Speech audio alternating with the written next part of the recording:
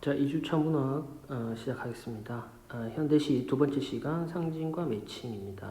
상징에서 형상화란 무엇이냐? 형상화라는 것은 말 그대로 어떤 생각을 구체적으로 표현해 놓은 것이 형상화라고 생각을 하면 됩니다. 굉장히 간단해요. 생각을 표현했다. 그렇지만은 이 우리가 시험 문제에서 생각 이런 단어를 사용하지 않거든요. 어떤 단어를 사용하냐? 추상적 혹은 관념적 진술 이런 단어들을 사용합니다. 그러면은 추상 관념적 진술이 말은 어려워도 그냥 생각이라고 생각하면 되고, 그 다음에 형이상학이라는 건 무슨 말이냐? 어떤 위상자입니다. 상학 어떤 기준이 있을 때, 그 다음에 하학이라 그러죠. 이 하학이라는 것은 물리적인 우리가 감각할 수 있는 것들. 그럼 얘는 물리적이지 않고 감각할 수 없는 어떤 철학적인 것들을 우리는 형이상학이라고 부릅니다. 의미만 알고 있으면 돼요. 어쨌든 이 추상적 관념적 지술은 문학 안에서는 뭘로 다른 말로 어떻게 또 쓰일 수 있냐? 의미나 주제나 본질로 쓰일 수가 있습니다. 그래서 특히 여기서 본질적인 것은 어떻습니까? 선험적이라는 단어도 많이 쓰죠. 선험적이라는 것은 정확하게 얘기하면은 경험에 앞서는 것들. 이걸 선험적이라고 얘기를 합니다. 우리가 경험하지 않아도 아는 것들. 뭐 예를 들면은 뭐 존경, 뭐 혹은 사랑, 뭐 이런 추상적인 어떤 관념들 있잖아요. 이런 것들은 우리가 경험하지 않아도 알고 있는 것들이다. 그 다음 사변적이라는 거는 이제 철학적, 사색적 이런 단어와 유사하다고 생각을 하면 됩니다. 자, 어쨌든 이런 것들을 시로 표현을 해야 되잖아요. 그걸 우리 구체화, 형상화라는 단어를 씁니다. 무엇으로? 언어를 통해서. 자, 언어로 드러나는 것들을 이제 구체, 형상적 진술 뭐 이런 식으로 표현하기도 하고, 이런 애들은 이제 보통 형이 하학적이죠. 그래서 이 형이 하학적인 것들은 이제 감각적이라고 얘기했듯이 시청, 미후, 촉 이런 감각적 표현을 통해서 전달을 합니다. 그래서 뭐 모양이라든가 형체, 형상, 심상 등이라고 안에 있기도 하죠. 어쨌든 얘네들은 선험적과 반대로 경험적이고 장면적이고 극적이라는 특징을 가지고 있습니다. 자, 여기서 여기로 보내는 것은 누구의 역할? 작가의 역할입니다. 그러면 여기 표현된 것들을 통해서 의미나 주제 본질을 파악하는 것은 독자가 되겠죠. 자, 이번 시간에 우리는 표현된 시 속에서 표현된 구체적 형상적 진술을 통해서 어떻게 추상적 관념적 진술에 다가갈 것인지를 한번 살펴보도록 하겠습니다. 자, 첫 번째 시 김영랑의 모란이 피기까지는 이라는 작품이 있죠. 자, 이 작품을 여기에 시의 괴갈이 있잖아요. 상황인식, 그 다음에 소재의 의미, 주제 등을 살펴볼 겁니다. 특히 이제 소재의 의미와 주제라는 것이 결국 뭡니까? 어떤 표현된 걸 통해서 이 절대적 아름다움을 추구하는 의미를 찾아낼 수 있는 거죠. 어떻게 찾아내는 것이냐? 자, 모란이 피기까지는 나는 봄을 아직 기다리고 있을 것이다. 이렇게 얘기를 했으니까는 화자가 등장을 했죠. 화자는 뭐 한다는 겁니까? 기다리고 있을 거라고 얘기를 했죠. 그럼 모란과 봄은 긍정이겠습니까? 부정이겠습니까? 당연히 긍정이겠죠. 모란이 피는 계절이 봄이 되는 거죠. 그죠? 그럼 얘네 둘이는 이제 거의 유사한 의미로 긍정의 의미로 파악을 해야 된다. 그래서 이 시 밑으로 이 긍정이 도대체 무엇을 의미하는지에 대해서 조금씩 이제 의미를 좁혀 나가야 되는데, 한번 봅시다. 모란이 뚝뚝 떨어져본 날 나는 비로소 여로운 설움에 잠깃해도 얘가 없으면은 죽으면은 나는 설움으로 간다. 여기에 이제 정서가 되겠죠. 자, 올 어느 날 하루 무덥다 떨어져는 시들어버리고 자취 없이 사라지고 이 떨어져 버린 날이죠. 그러면 이제 나의 보람은 서운케 무너졌다. 이것도 뭐가 됩니까? 서운케 무너졌다. 이것도 정서가 되니까 중요한 부분이죠. 모란이 지고 나면 그는 다고 한 해가 다 가는 것이다. 그만큼 모란이 피는 것은 나에게 중요하다. 이 모란은 나에게 굉장히 중요한 의미를 가지고 있다. 360날 하나 섭섭해 온다. 나의 정서. 모란이 피기까지 나는 기다려 찬란한 슬픔의 봄. 자, 여기에서 이제 짐작할 수 있는 거 뭐가 있냐? 찬란하다. 뭐가 모란이 피는 것이. 그래서 뭔지 그 외에 어떤 이 단서들이 없잖아요. 그러면 뭘 통해서 알아내야 되냐? 이 모란이라는 단어 속에서 알아야 됩니다. 모란은 어떤 꽃이다?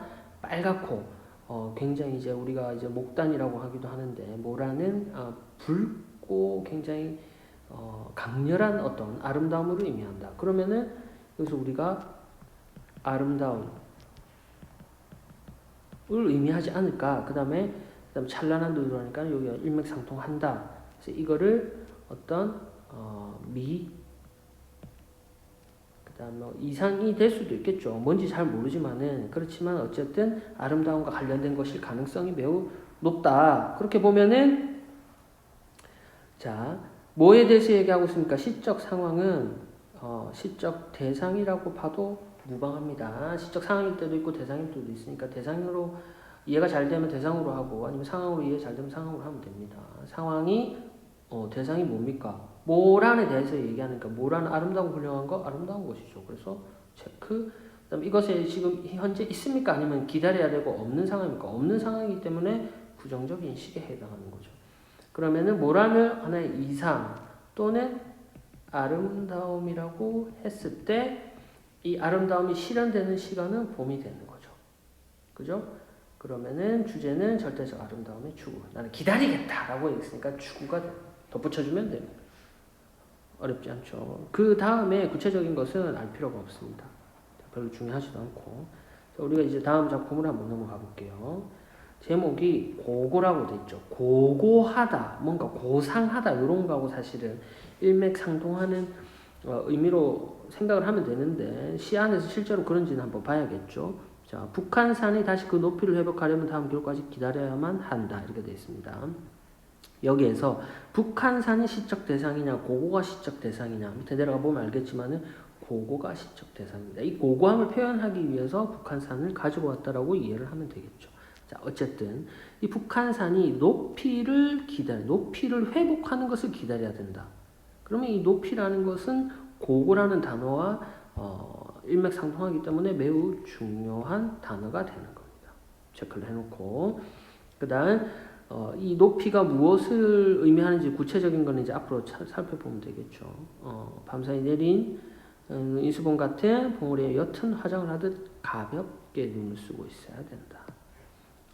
차가운 수목으로 젖어 있어야 된다. 이른 아침이어야 한다. 그러면은 뭐가 된다? 그때까지 기다리면은 뭡니까? 높이를 회복할 수 있다. 실록이나 단풍, 골짜기 피어오르는 안개로는 적설로는 드러나지 않는다 그랬으니까는 얘네들은 긍정, 부정, 얘네들은 부정이라기보다는 긍정의 대상은 아니다. 내가 뭔가 이 지향점이 있을 때 그 지향점으로 오를 수 있는 어떤 수단이 될 수가 없다. 심지어 장밋빛 햇살이 와닿기만 해도 변질한다 그랬으니까는 얘도 역시 뭐가 됩니까? 얘는 아예 부정적 의미로 받아들여도 되겠죠. 역시 긍정이 아니다 이겁니다. 근데 장밋빛 햇살은 붉고 아름다운 그리고 밝은 이미지잖아요. 이것들과도 같이 있을 수 없는 그것을 뭐라고 부르냐? 고고한 높이라고 얘기를 하고 있습니다. 그럼 이렇게 했을 때 지금 이 고고한 높이가 회복되지 않은 상황이잖아요. 그러니까는 시적 상황인식은 부정적인 것에 해당하는 것이고 시적 상황은 아름다운 것에 대해서 얘기하고 있습니까? 훌륭한 것에 얘기하고 있습니까? 답은 훌륭한 것이 되죠. 왜 그러냐? 여기 나와 있잖아요. 장밋빛 햇살 닿기만 변질한다. 이거는 아니다. 아름다움과 섞이지 않는다라는 것을 우리한테 알려주고 그 다음에 고고하다라는 단어 자체도 뭔가 훌륭함과 관련이 깊은 것 같다라고 이해를 하면 되겠죠. 그 다음 겨울은 뭡니까? 이 눈이 얇게 쌓인 그 순간이 고고하다고 했으니까는 겨울은 훌륭한 가치가 실현되는 시간이 되겠죠. 다음 실록, 단풍, 안개, 적설, 장밋빛 햇살은 소중하지 않고 이 훌륭한 가치를 실현시키는 데에 도움이 안 되는 존재들이라고 생각하면 되겠죠. 다음 가볍게 눈을 쓰는 것이 뭡니까? 가장 가치가 실현되는 모습이 되는 것. 주제는 고고한 삶의 자세를 지지한. 됐죠? 이 정도로 하고 또 다음으로 넘어가 보겠습니다. 어쨌든 여기서 이제 겨울이라는 것이 이렇게 봄, 여름, 가을은 이렇게 회복이 안 된다는 것들 이런 식으로 머릿속에 정리를 해두면 되는데 이것도 뭐 봄, 여름, 가을 이렇게 돼 있지만 결국 긍정이냐 부정이냐 이런 것들에서 우리가 출발해야 된다는 걸 명심해 주기 바랍니다. 문제 어렵지 않죠? 나에서 대상의 높이가 고고한 아름다움을 결정하는 유일한 조건이다. 아까 쌤이 얘기했지만은 가볍게 눈을 쓰고 수목에 젖어 있고 이런 아침까지 되어야지 어떤 이런 상황이 그 다음에 장밋빛 햇살은 없어야 되죠. 뭐 이런 여러 가지 조건들이 있기 때문에 단 하나의 조건이라는 것은 적절하지 않다. 다음으로 넘어가겠습니다. 자, 어쨌든 우리가 이제 어떤 그 표현들 여기 이제 시에서 나와 있는 것처럼 겨울이라고 표현됐지만 부정 중에서도 뭐냐 제목을 통해서 우리가 고고함이다라고 조금씩 구체적으로 의미 안으로 들어가는 거잖아요. 그래서 마찬가지로 이제 여러 작품들을 보면서 이제 이 의미를 어떻게 파악을 할 것이냐. 의미 파악이 어렵다라는 거는 그 단어나 문구 자체가 상징적이기 때문입니다. 상징적이라는 것은 무슨 말이죠? 하나의 어떤 표현, A라는 표현이 있을 때 그 의미가 B일 때 표현은 하나지만 의미는 여러 개이다. 그래서 얘를 해석하는 것은 쉽지가 않다. 이렇게 생각을 하면 될 것 같습니다. 자, 하나 예를 한번 들어볼게요. 자, 상징성이 거의 없는 진수령 문장도 있습니다. 자, 어떤 거냐? 아침인데 승합자동차 비어서 계집아이가 타고 손이 막 터져 있다. 그 아이는 자성으로 가는데 뭐 이렇게 돼 있죠? 전부 다 뭡니까? 이 계집아이의 이야기가 담겨 있단 말이죠. 이걸 뭐라 그러냐? 서사적이라고 얘기를 합니다. 상징적의 거의 반대라고 생각을 하면 되죠. 그래서 이런 작품들은 상징성이 거의 없다. 아예 없다라고 말을 할 수가 없습니다. 왜? 이 계집아이의 의미를 뭐 또 깊이 들어가면은 뭐 우리 그 당시를 살았던 어떤 힘없는 서민 혹은 여성 뭐 이런 식으로 표현할 수 있기 때문에 거의 없다라고 되어 있습니다. 이런 거는 그냥 서사적이다. 이 정도로 해두고 그다음 사실적 상징. 이건 뭔 말이냐면은 충분히 현실에서 일어날 수 있는 상징을 얘기하는 겁니다. 자, 여기에 너 보리는 여기 주어져 노지를 우지는 하늘과 산 밑에 피를 꿈꾸며 오로지 길게 나와 있지만은 결국 뭡니까? 바람에 자라고 있었다. 뭐가? 보리가 자라고 있었다. 그러니까는 사실적 현실에 일어날 수 있는 일이기 때문에 사실적 상징이라고 부릅니다. 자, 다음으로 비유적 상징이 있다. 비유는 뭡니까? 원관념과 부족관념이 1대1로 만나는 거죠. 그래서 여기에 있는 것처럼 상한 갈대라도 하늘에서는 밑둥을 잘려도 새수는 돋는다 이렇게 나와 있을 때 상한 갈대가 뭔지 잘 모르죠. 이건 이제 상징이라면 여러 가지 의미가 될 수 있는데 흔들리자 뭐라고 나옵니까? 상한 영혼이라고 나오는 거죠. 그러면은 상한 갈대는 상한 영혼과 1대1로 의미 대응이 된다. 마찬가지로 여기서도 꿈이 만나 비단이 된다. 그럼 비단은 뭘 의미한다? 꿈을 의미한다. 그러니까 이것도 1대1 비유적 상징에 해당하는 겁니다. 자, 다음으로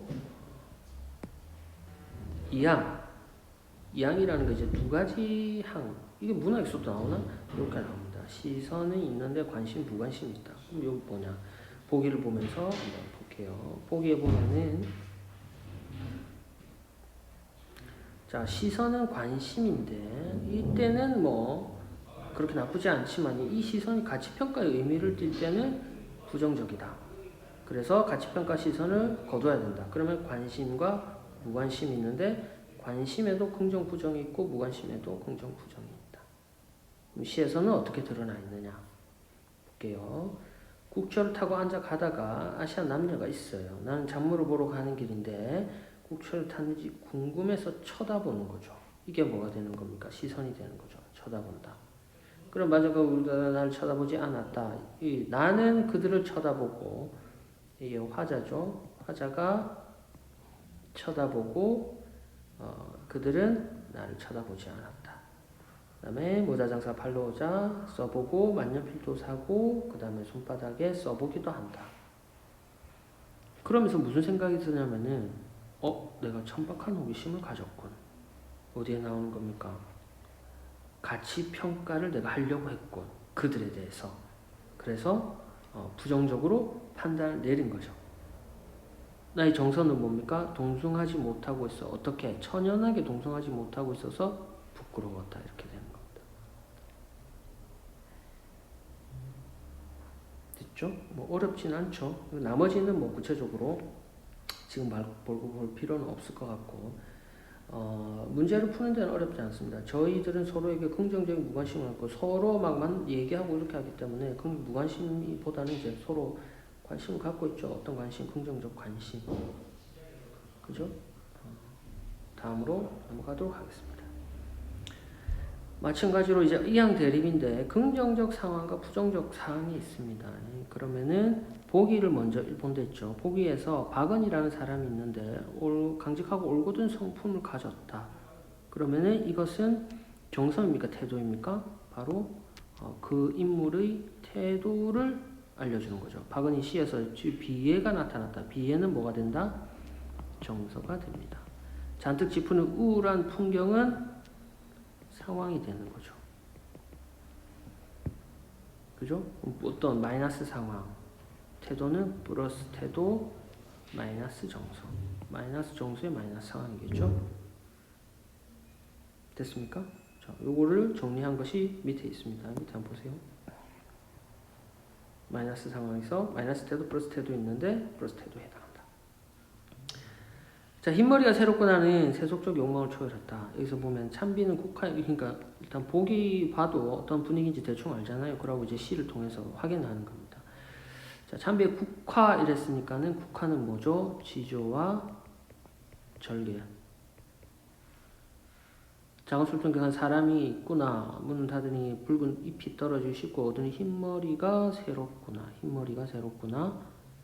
정다운 법 생각할 때 자, 흰머리 세속적 욕망을 초월했다. 그러면은 만약에 시에서 이것이 어떤 의미인지 잘 모르지만 세속적 욕망과 관련된 거라면은 이 앞뒤로 세속적 욕망과 관련된 얘기가 나와야 되잖아요. 그런데 어디에도 세속적 욕망과 관련된 이야기가 나오지 않는다. 그 다음에 중요한 건 뭐냐? 이 태도입니다. 초월은 태도에 해당하죠.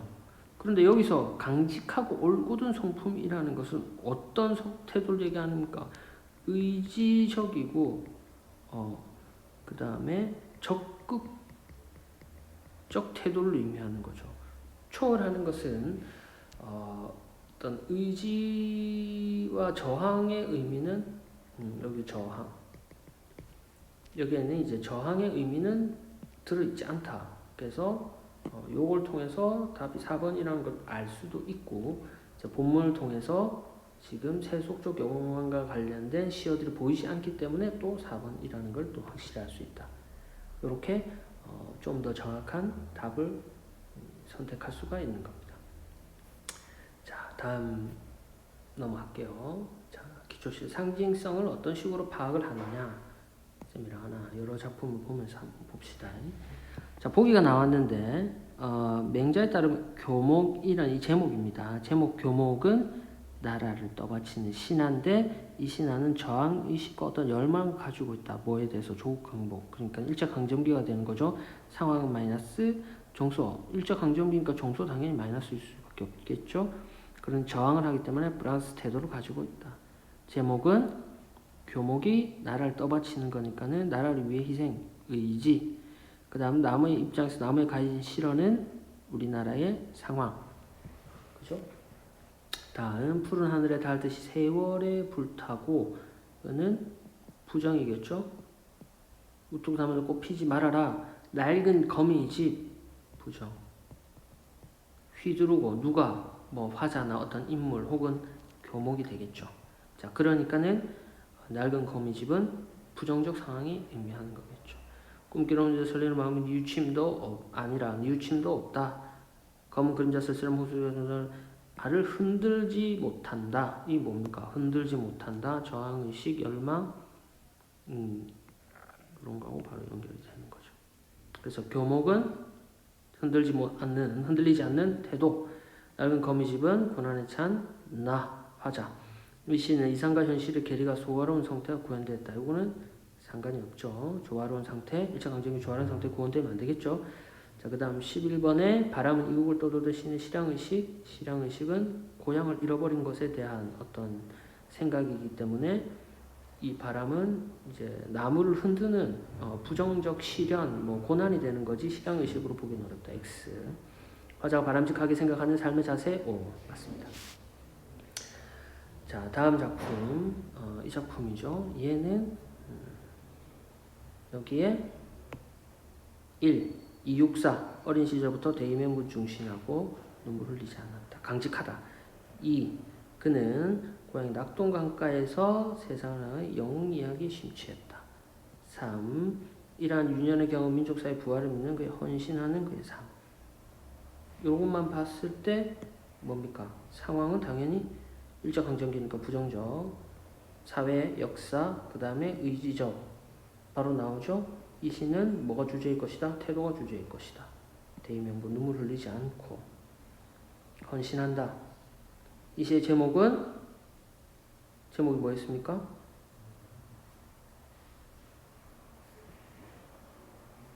소년.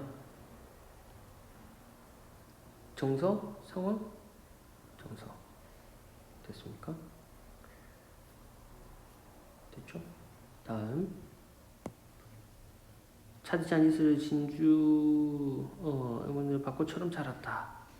큰 강, 목련이다. 이 시는 상징적인 시, 사실적인 시. 자, 차디찬 아침에 이게 뭡니까? 아까 얘기했던 1, 2, 3.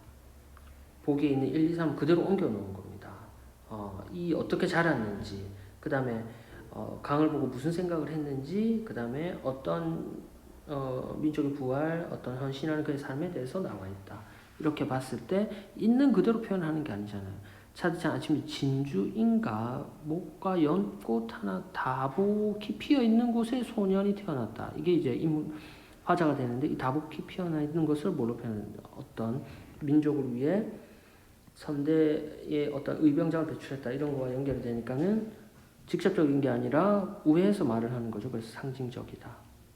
다음 삶의 태도인데 어떤 태도? 조화 아니죠. 일제강점기 조화 아니죠.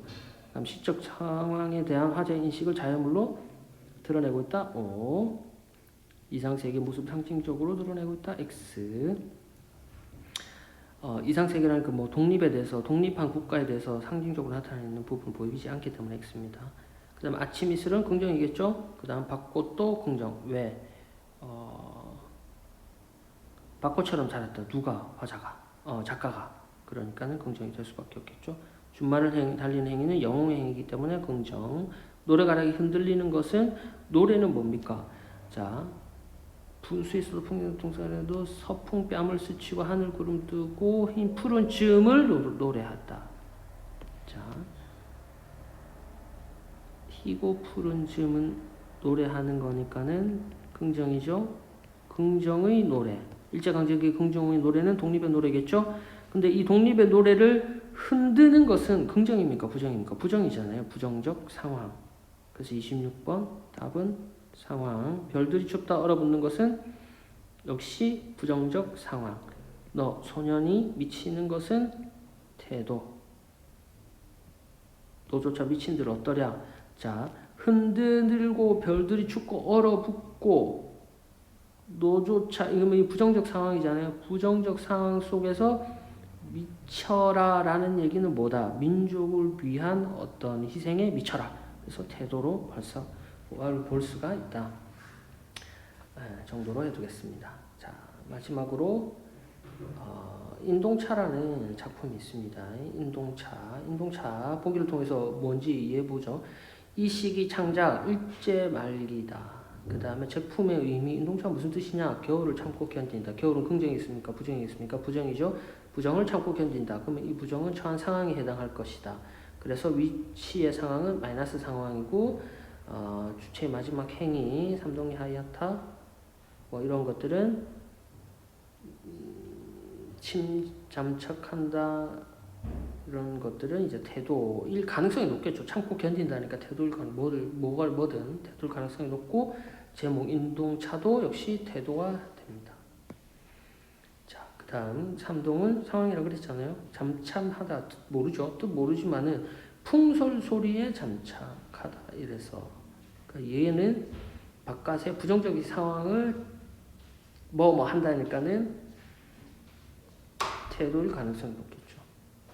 부정적인 상황에 대해서 뭐 한다. 그죠? 태도다. 이렇게 해서 이제 대충 우리가 시들을 다 살펴봤습니다. 여기서 이제 중요한 것은 긍정 부정이냐, 그 다음에 상황이냐, 정서냐, 태도냐 이런 것들 정도로 자꾸 구분하려고 하면 하다 보면은 이제 조금씩 감이 올 거라고 믿습니다. 좀 마지막에 두서 없었지만 혹시 질문 있으면 쌤한테 하고 수업은 이걸로 마치겠습니다.